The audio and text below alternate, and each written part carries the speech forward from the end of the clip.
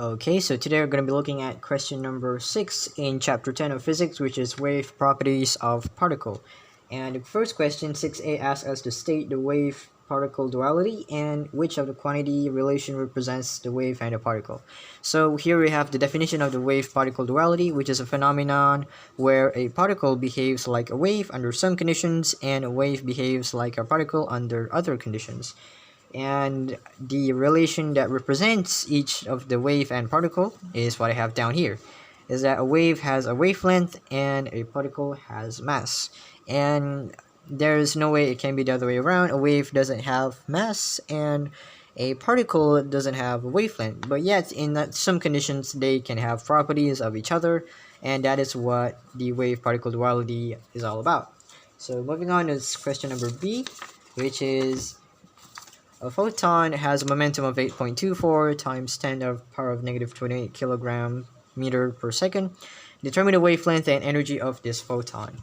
So we're speaking of photon again, which is same to the chapter of quantization of light. So it asks us to find the wavelength, and it gives us the momentum, as you can see right here. And for this we have an equation, which is the lambda equals to the Planck's constant over with the momentum, and we can just substitute values to get the answer.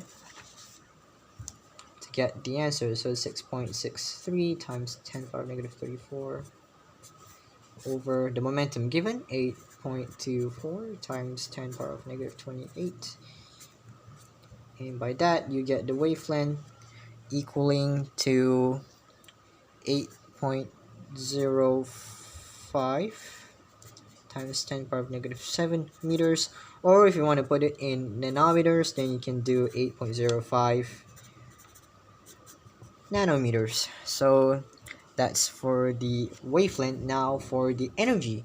So we also have an equation for the energy, which is we can use E equals to hc over lambda, and since we already have the lambda right here, so we can just substitute the value to find the E, which is the energy of the photon itself. So we substitute the Planck constant, 6.63 times 10 to the power of negative 34. We multiply it with the speed of light, 3 times 10 to the power of 8. So this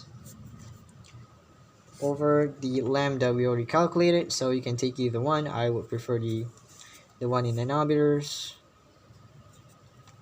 and by that we have the answer, which is 2.47 times 10 to the power of negative 19 joule, since this is energy.